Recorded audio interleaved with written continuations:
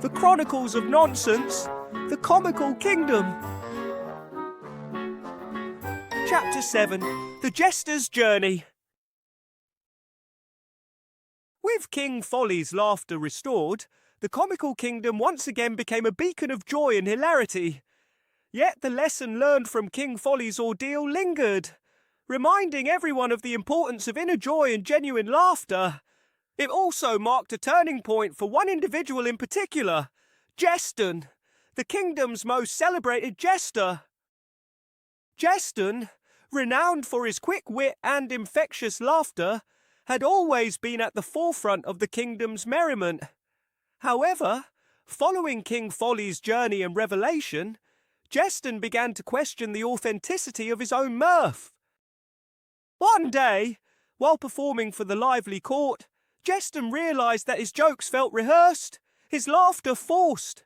The joy he used to feel seemed to be missing. Troubled, he shared his feelings with King Folly, who, having gone through a similar experience, empathised with Jeston's predicament. Encouraging Jeston to embark on a journey of introspection, King Folly inspired him to leave behind the comforts of the court and the familiarity of the Comical Kingdom. He travelled through bustling marketplaces and quiet villages, observing life in its various forms, seeking the joy that seemed to have slipped away. Yet his efforts seemed futile as his laughter remained forced, his jokes uninspired. One evening, Jeston found himself in a small peaceful village at the edge of the Comical Kingdom. Exhausted, he decided to spend the night there. The villagers, upon recognising the famous jester, welcomed him with open arms. They gathered in the village square, expecting an evening of laughter and entertainment. Jeston, although weary and exhausted, didn't want to disappoint them. As he nervously stood in front of the eager crowd, he took a deep breath and began to perform. But instead of the usual laughter, his performance was met with polite smiles. His jokes, which once had the whole kingdom roaring with mirth, failed to elicit the same response from the villagers. Feeling disheartened, Jeston was about to excuse himself when an elderly woman from the crowd stood up. "Laughter isn't just about jokes, young man," she said gently. "True laughter comes from shared joy, from understanding, from a connection with your audience. You're trying to make us laugh with your jokes, but you aren't laughing with us." Her words struck Jeston like a bolt of lightning. He realised that in his quest to be humorous, he had lost the joy of laughter. He had become so focused on his performance that he had forgotten to connect with his audience. That night, Jeston learned a valuable lesson about laughter and connection, marking a turning point in his journey. With newfound clarity, Jeston spent more time with the villagers, immersing himself in their simple, joy-filled life. He shared meals, participated in their daily chores, and joined in their gatherings. He observed their laughter, unpretentious, genuine and shared, and started to feel a change within himself. He learned to laugh with the villagers, not for them. He laughed at shared experiences, simple anecdotes and connections, discovering the joy he had been seeking all along. As he reconnected with his authentic self, Jeston's laughter became more genuine, more resonant.